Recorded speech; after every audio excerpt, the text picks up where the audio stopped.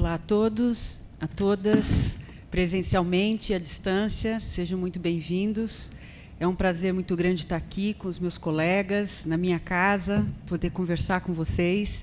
Mas, pessoalmente, eu tenho que dizer que, além dessa satisfação, hoje eu não estou aqui para falar sobre a UFSCar especificamente. Meus colegas vão discorrer sobre a nossa universidade e as coisas que temos feito, e vai ser um prazer muito grande vê-los falando sobre isso. Mas hoje eu estou aqui com a missão de falar um pouco do ponto de vista da presidência do Fórum de Coordenadores UAB, uma vez que o tema da mesa é institucionalização da EAD no ensino superior, né, desafios e estratégias. E, nesses últimos 2 anos, eu tenho estado à frente da presidência e tenho tido contato com várias realidades de EAD, vários, vamos dizer assim, dentro das universidades, todas essas diferenças regionais e, obviamente, em contato também com os órgãos de fomento e, portanto, a nossa visão se amplia, né? Nesse sentido, a gente consegue ver a situação sob uma outra perspectiva. É isso que eu quero compartilhar com vocês hoje. Bom, eu vou falar principalmente sobre essas coisas que eu coloquei nesse slide, que é a institucionalização da UAB. Então, vou falar um pouco sobre o sistema UAB. Eu acredito que boa parte conheça, mas sabendo que nós temos convidados, inclusive, de fora, vale a pena fazer um pequeno resumo do que se trata, né? Como funciona o amparo legal, falar um pouco sobre o Fórum de Coordenadores UAB, para vocês entenderem sob que perspectiva eu estou falando sobre a institucionalização, e falar especificamente da institucionalização do sistema, quais são as responsabilidades e os desafios que nós temos. Bom, como funciona o sistema, né? Então, ele foi criado no governo passado, na época no governo Lula, com o objetivo de democratizar e interiorizar o acesso da população ao ensino superior público de qualidade. A EAD, no Brasil, por muito tempo, ela ficou mais sob a responsabilidade das universidades particulares. Ela cresceu desenfreadamente, todos aqui sabem o boom que isso teve dentro da formação no ensino superior, mas, de certa forma, as universidades públicas tinham uma ação muito tímida ainda em relação à modalidade à distância. E com o sistema UAB, né, na época foi criada como um projeto, né, era um projeto de governo, e foi criada para justamente interiorizar e permitir que as universidades públicas participassem mais efetivamente desse processo. Então, nós tivemos 2 editais, na época, em 2005 e 2006, que foram editais que fizeram o chamamento das universidades e dos municípios a participarem, né, da oferta dos cursos à distância. Em 2006, começa um curso piloto de administração pública junto ao Banco do Brasil, com 26 instituições públicas, e que deu origem depois ao Programa Nacional de Administração Pública, chamado PNAP. Então, a UAB ela funciona da seguinte forma: há uma parceria entre governo federal, os governos locais, estaduais e municipais e as instituições de ensino superior públicas, né, em que as instituições têm a responsabilidade de fazer a oferta dos cursos, os estados e municípios de oferecer e estruturar polos de apoio presencial para que os alunos possam fazer as suas atividades presenciais. Existe uma lei no Brasil que exige que todas as avaliações sejam presenciais. Elas podem ser à distância, mas tem que ter uma prioridade, né, na nota sobre a avaliação à distância, né? Então, a presencial tem que valer mais. Então, por isso, o aluno também tem que ter uma estrutura para que ele possa ir ao polo, estudar, ter possibilidade de ter acesso a um laboratório de informática, bibliotecas, etc.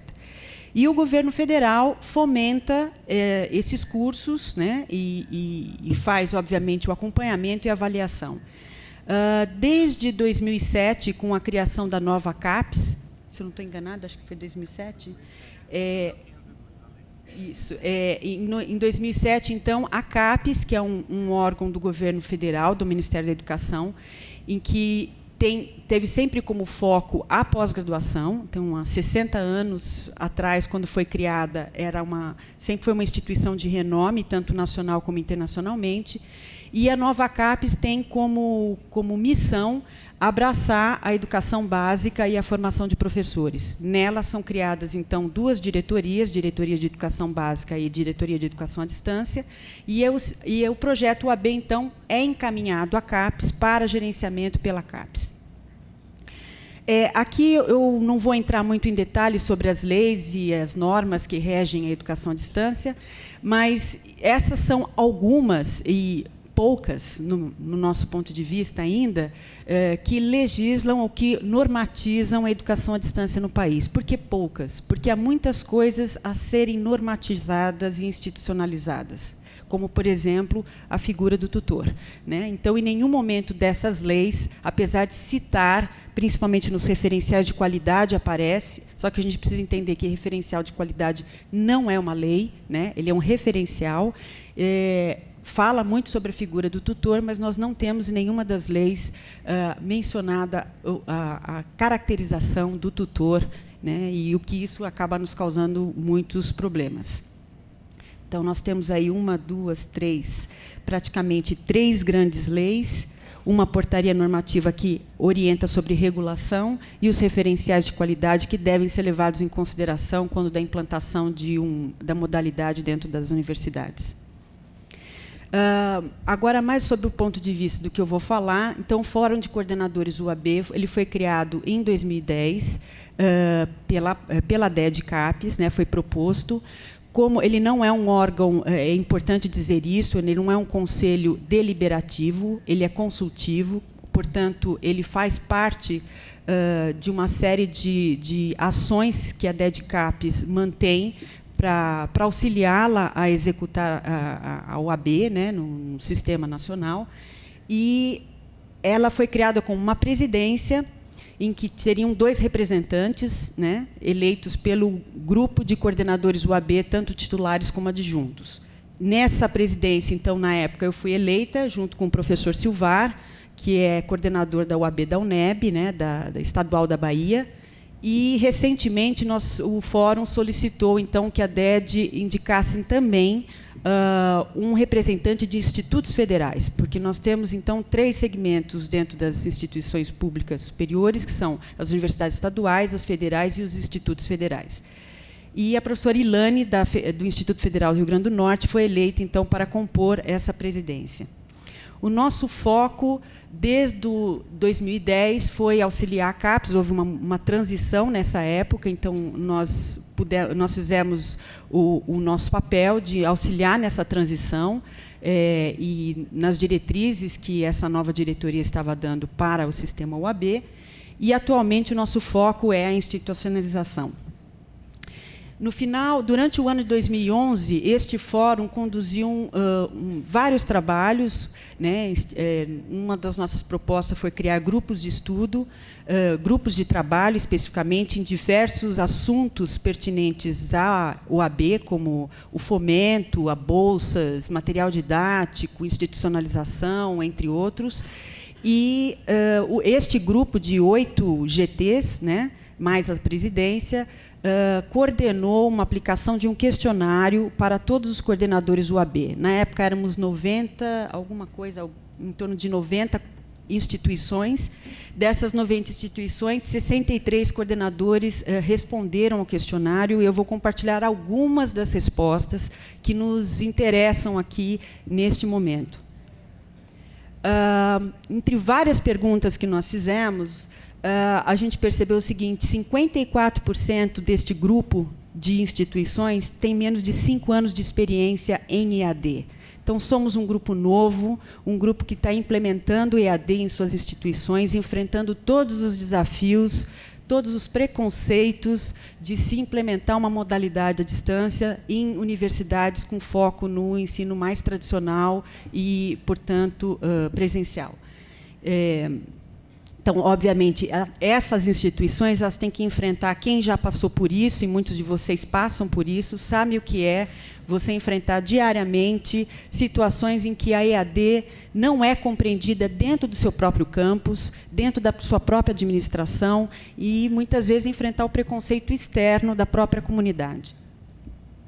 73% dessas universidades utilizam metodologia assíncrona, via ambiente virtual de aprendizagem, e contam com momentos presenciais, ou seja, não é totalmente assíncrono e não é totalmente síncrono.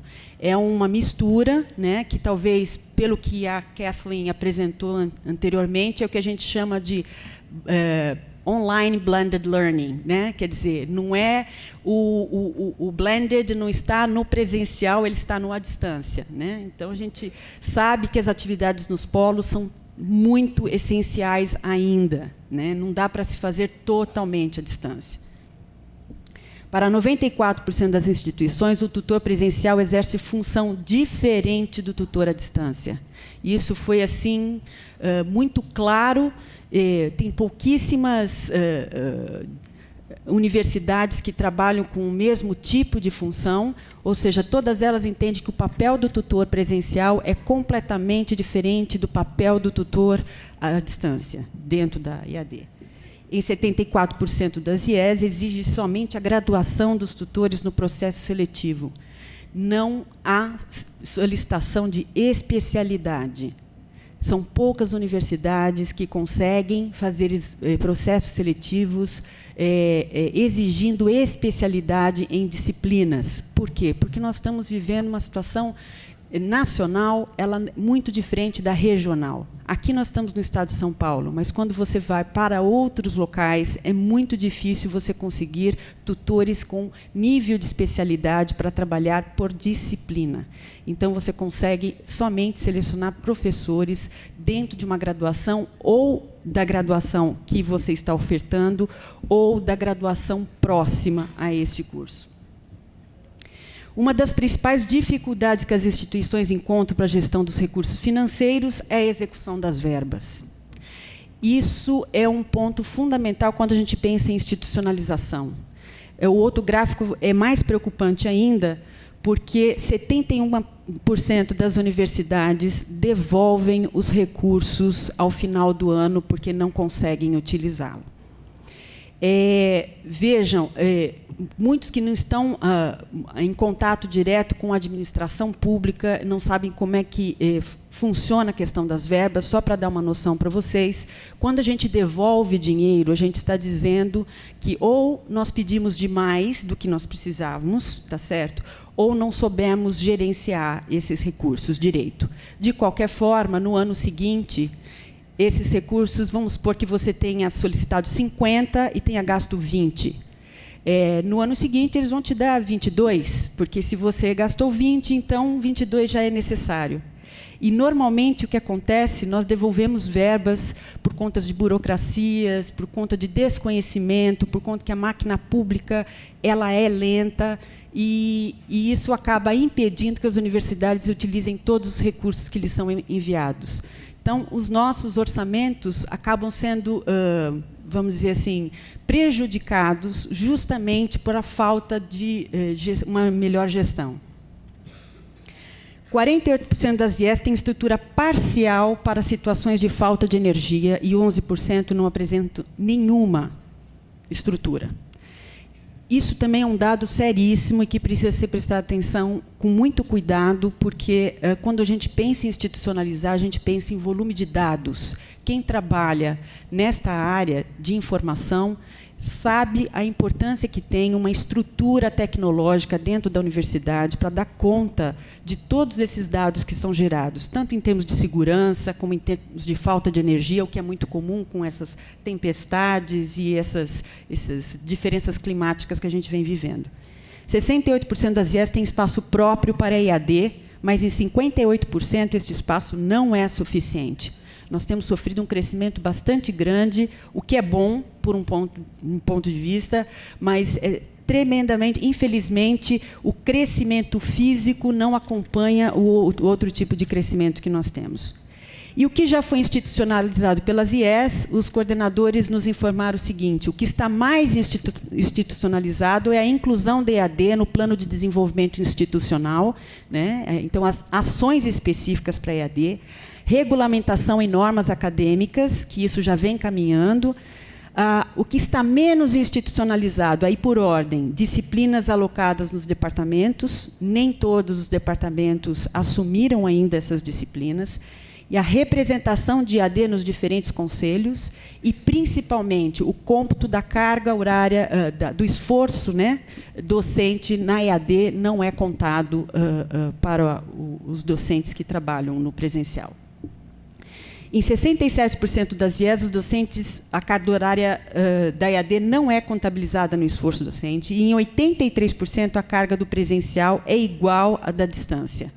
Então, essa é uma outra questão. Vamos institucionalizar a carga horária? 4 créditos no presencial equivale a 4 créditos à distância?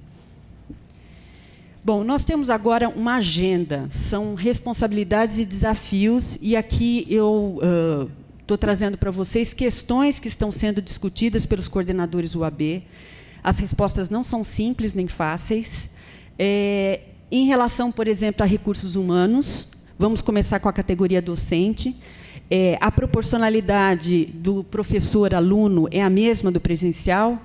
A gente sabe que no Reúne se implementou com uma proporcionalidade de 1 para 18. No à distância é a mesma coisa, nós vamos considerar da mesma forma, essa é uma discussão que tem que ser feita. A carga didática presencial é igual à distância, é isso mesmo que a gente quer, é isso mesmo a realidade que a gente enfrenta.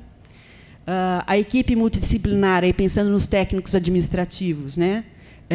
Há muitas profissões que não foram regulamentadas, são profissões novas, não existem códigos de vaga para essas profissões, ou seja, pode abrir concurso, mas a gente não consegue contratar, porque não existe, como, por exemplo, web designer, designer instrucional. Existe datilógrafo, mas não existem esses profissionais. Então, esses códigos de vagas precisam ser revistos. O tutor, que é uma categoria fundamental dentro do processo de institucionalização. As universidades, em conjunto, e junto ao governo federal, precisa definir qual é o papel do tutor. Se ela é uma atividade docente ou uma atividade administrativo-pedagógica, ou as duas coisas. E como que esta figura vai se caracterizar no sistema universitário? Porque, na atual conjuntura, a maior parte deles não tem autonomia dentro da sala de aula, eles dependem do coordenador da disciplina. Então, quem é autônomo nesse processo é o coordenador da disciplina. E, dentro da universidade, ele não teria condições, por exemplo, de assumir disciplinas. Então, como é que fica essa categorização docente na universidade? É uma função que legalmente inexiste, então ela precisa ser implementada. Em relação à estrutura tecnológica, precisa haver um forte investimento no parque tecnológico das instituições. A segurança dos dados, isso precisa ser visto com muito cuidado. A política de uso de softwares livres e comerciais, apesar da universidade fazer força para utilizar, ela pode querer utilizar só softwares livres, mas para desenvolvimento de material didático a gente esbarra muito ainda, porque só há disponíveis no mercado softwares comerciais, e aí como é que nós fazemos para implementar uma coisa e outra, trabalhar com políticas públicas e utilizar softwares comerciais. Sistemas de gestão, toda vez que a gente para pensar em termos nacionais, os dados que nós temos no OAB são muitos, e nós precisamos de sistemas de gestão para gerir tudo isso. Se dentro de uma universidade já é complexo, você imagina em termos nacionais, o Marcelo que o diga, ele vai depois comentar um pouco isso com vocês. A estrutura física, nas instituições, o ambiente de trabalho, nós precisamos ter ambiente de trabalho com espaços democráticos que permitam e estimulem a criatividade e a interação. A EAD é especificamente formada por interação, comunicação, colaboração, e precisa ter um espaço para a estimulação da criatividade. Haja criatividade para fazer tanto material didático em diferentes mídias, de diferentes formas, em diferentes linguagens. E, atualmente, se você for nos espaços que você vê da UAB e onde essas pessoas trabalham, é onde há menos estímulo criativo, porque não há nem espaço para as pessoas se reunirem. Então, isso é urgente, é emergencial, não adianta só a gente pensar em recursos humanos, a gente tem que pensar na qualidade de trabalho dessas pessoas. E, obviamente, nós temos os polos, né, que são fundamentais nesse processo ainda. E nós temos problemas de gestão, porque nós dependemos da gestão municipal e da gestão estadual, muitas vezes, quando o polo é estadual.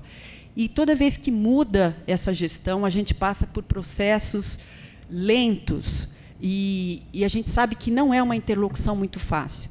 Apesar de ser um projeto bastante arrojado, né, e nós estamos deixando de ser projeto, nós queremos nos transformar num sistema, transformar uma política de governo em política de Estado. Então, tudo isso impõe para nós uma série de desafios a serem enfrentados.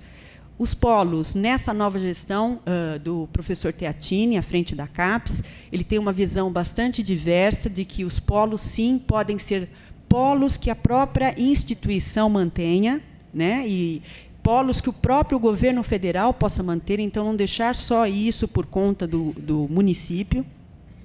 Mas isso tudo precisa ser implementado com cuidado e ser muito discutido.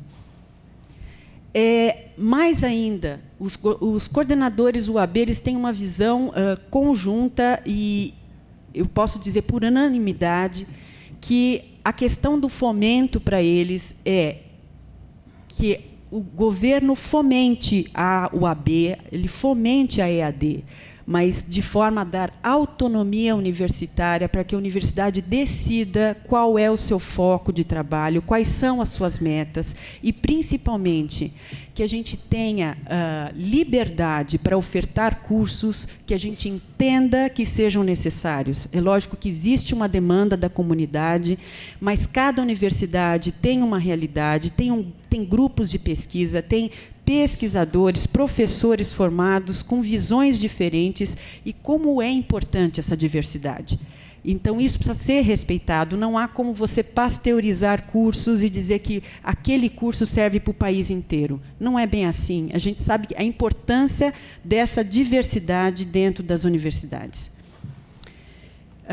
E, para terminar, eu não sei se eu estou no meu tempo, uma das coisas que nós precisamos entender são as práticas, né, em processo de institucionalização. O que é que já está acontecendo, que está sendo institucionalizado, e bem institucionalizado? Primeiro, essa cooperação daquilo que nós chamamos do sistema UAB.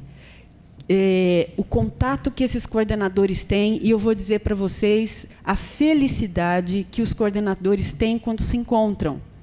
Nós compartilhamos todos os problemas, né, as dificuldades, podemos sentar e chorar junto, uma série de mágoas, de incêndios que nós temos que apagar todos os dias, mas a gente percebe que esta cooperação ela é fundamental e ela tem acontecido cada vez mais, compartilhando soluções.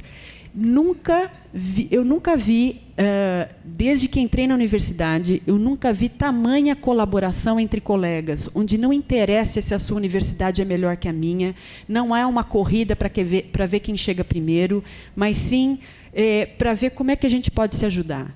Eu nunca vi isso antes entre tantas universidades de diferentes locais, se esforçando para ajudar um ao outro. Olha, eu fiz isso numa universidade, por que vocês não fazem assim? Trocando soluções e ideias. E isso graças ao ambiente virtual. Porque sem um ambiente virtual que a gente tem, alocado hoje na CAPES, chama-se Atuab, e cada vez mais nós temos compartilhado essas soluções. Obviamente, também compartilhado nossos problemas, mas é daí que vêm essas soluções. E há também esse compartilhamento e reconhecimento das diferenças regionais. Às vezes, a gente tem uma visão muito errada do nosso país. A gente acha que no Nordeste ou no Norte nós vamos encontrar muitas dificuldades, às vezes as dificuldades são outras.